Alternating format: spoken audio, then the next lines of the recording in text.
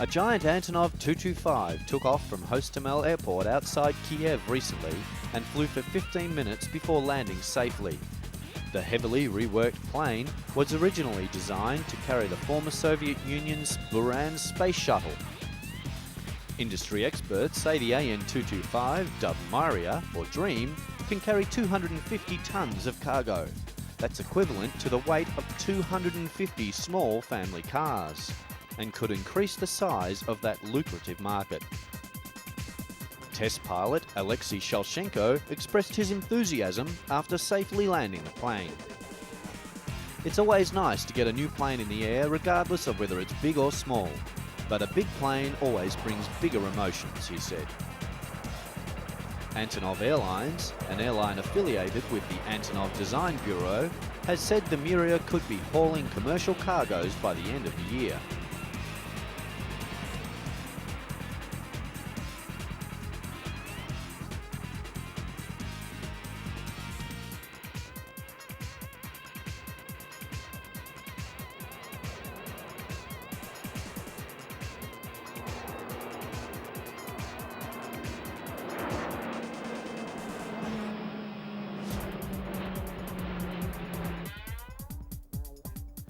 Antonov is also the designer of the AN-124-100, the largest plane currently in commercial use. It is a 120-ton capacity freighter known as the Ruslan.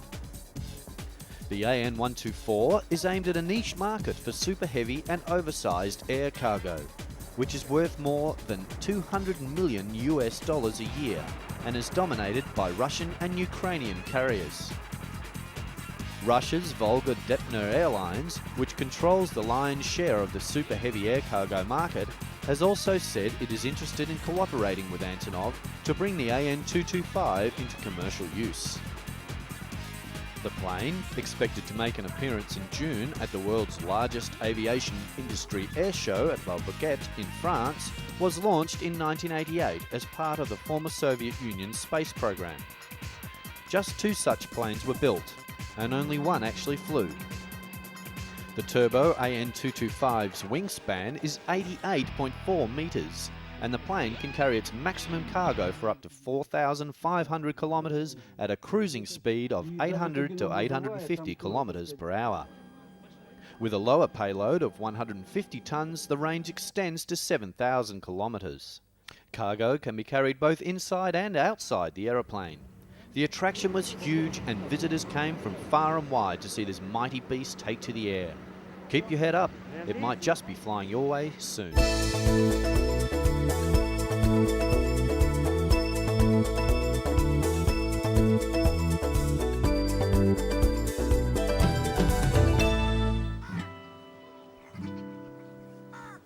It's hot in India, really hot. In weather like this, where do you find relief? Where do the animals find relief? Special arrangements have been made at this zoo in India's northwestern city of Jaipur to save the inmates from a severe heat wave. Temperatures have soared 5 to 8 degrees above normal in the entire state, with a really hot month yet to come. About 150 peacocks have died in Jaipur city alone over the last few days due to the intense heat.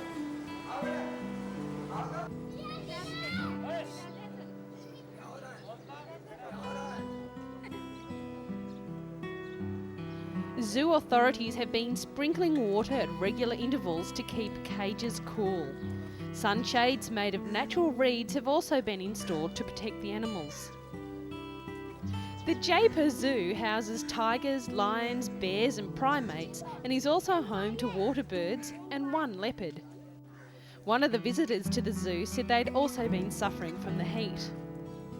A veterinary doctor has also been called in and electrolytes have been added to the drinking water of the animals to protect them from dehydration. Visitors have been flocking to the zoo in an attempt to keep out of their hothouses and find cool shade. Unfortunately, this is not the kind of heat you can find relief from, and boy, don't the animals know that.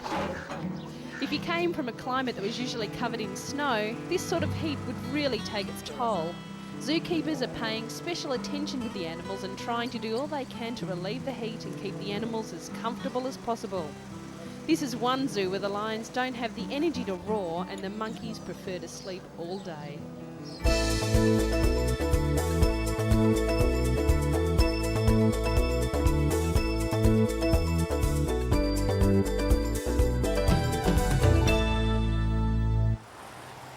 Scientists in the United States, working together with colleagues in China, have been studying the first dinosaur fossil to be found with a fully intact body.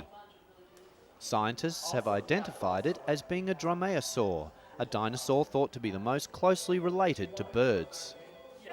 The dromaeosaur was a quick-moving dinosaur associated with the velociraptor and to the Tyrannosaurus rex. It belongs to a group of dinosaurs called theropods, who are two-legged predators with sharp teeth. The bird-like dinosaur was unearthed by farmers in a fossil bed in China recently. Dr. Mark Norrell, chairman of paleontology at the American Museum of Natural History, said the fossil was the first non-avian dinosaur with full body covering to be found. He said, "For the first time we have a non-avian dinosaur and we know what its complete body covering looked like. It was a body covering that was really fluffy, and it looked like a dust mop with big sprays of feathers coming off the entire thing." Norrell said the dinosaur probably had very bird-like behaviour. He described it as being highly agile, highly active, probably highly intelligent. The dromaeosaur find is the highlight of Norrell's career. He was very happy to see it and thinks it is the most exciting thing that has ever happened in his career as a paleontologist. One of the wonderful things about being a scientist is getting to discover totally awesome things like this.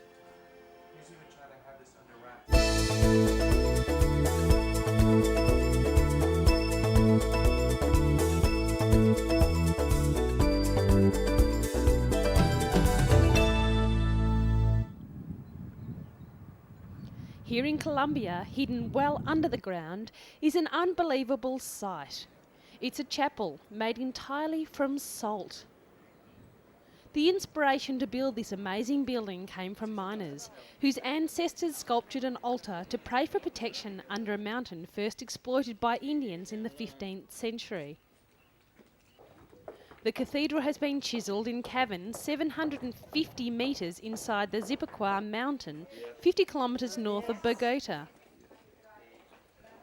A slow, spiralling tunnel, large enough to drive a truck through, winds down past 14 stations of the cross, sculptured simply and powerfully in chambers depicting Christ's crucifixion. Completed in 1995 at a cost of $8 million, the Catholic Cathedral, which hosts occasional weddings and baptisms, draws 200 visitors a year, making it one of the most successful tourist destinations in South America. More than a religious place, it's also a tourist attraction. I suppose many people come here from all over. It's a very beautiful place. The architecture had a great impact on me and the handiwork that has been done here, said one tourist recently visiting the cathedral. At the end of the tunnel there's a chorale gallery. Imagine the acoustics you would get from singing here.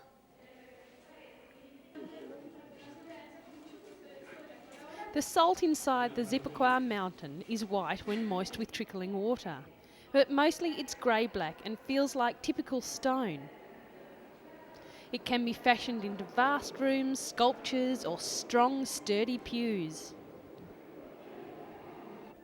Directed by local architect Jose Maria Gonzalez, more than 100 sculptors and miners laboured for 4 years inside the salt mine, blasting chambers, chiselling rock and smoothing the crystallised salt into a majestic and peaceful place of worship.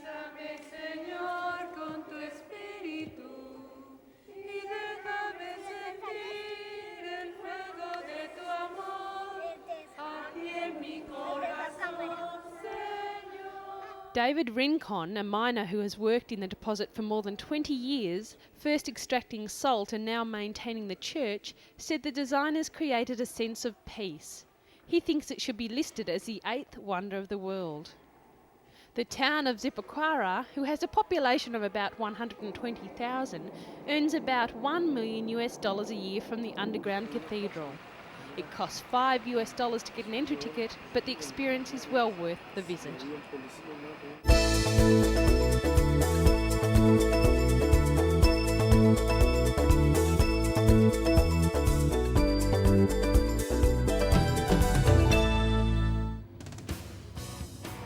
Here at the Moscow Zoo, these giant walruses are about to meet their very first dentist.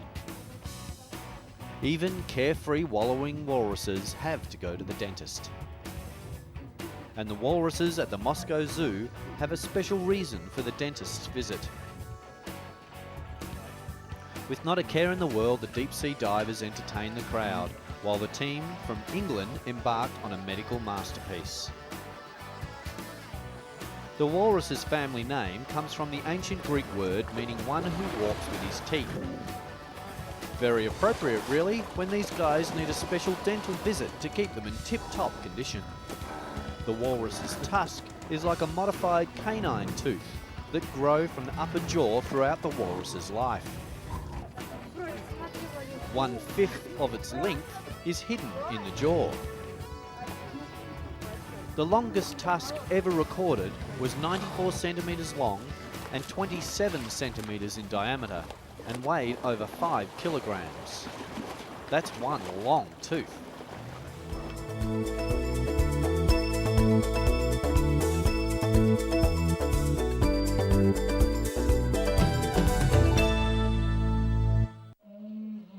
In its natural habitat of the Arctic seas, the walrus uses its tusk to get a grip on the ice when climbing out.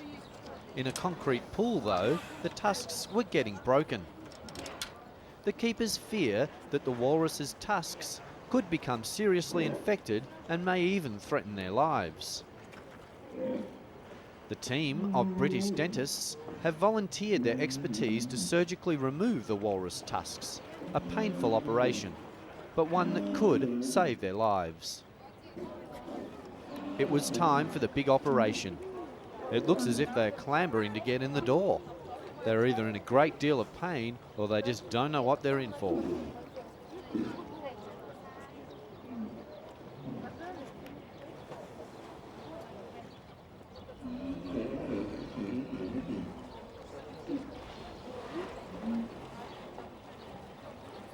The team, headed by Peter Kertész, specialises in fang and claw patients.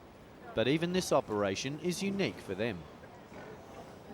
They had to study the particulars of the walrus's anatomical structure, invent new instruments, and think up new methods for removing a tusk.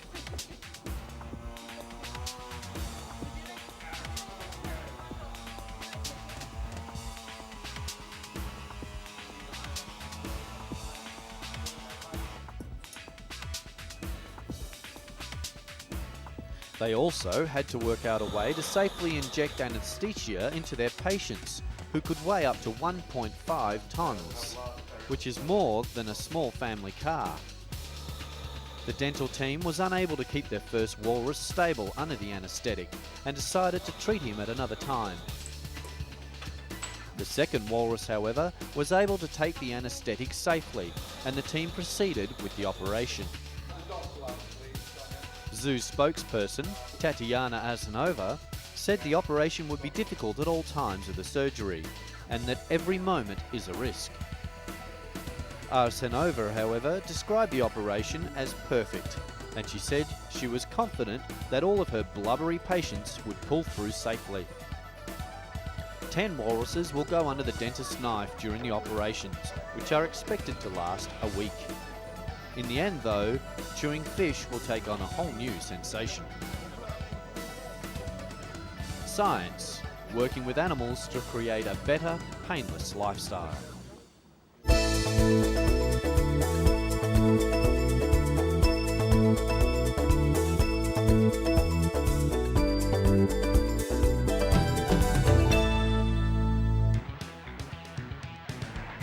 These beautiful, graceful sea turtles are at a great risk of being eaten, not only by other sea animals, but by humans.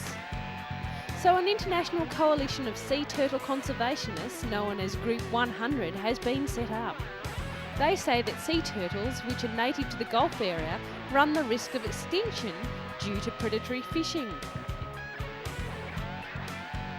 The group placed the alert recently because it's traditionally the peak time of year for sea turtles to be eaten in the region. But Group 100 President Homoreus Ardridis said tourism also posed a challenge to the turtles. One of the factors leading to the decline of the sea turtle in Mexico is the increased population on the coast. The group has asked for protection and enforcement of environmental laws, which would designate the Baja area as feeding reserve for the sea turtles. They also said the situation in the Californias has a huge impact on 5 species of endangered sea turtles and threatens the sea turtle population as far away as Hawaii and Japan.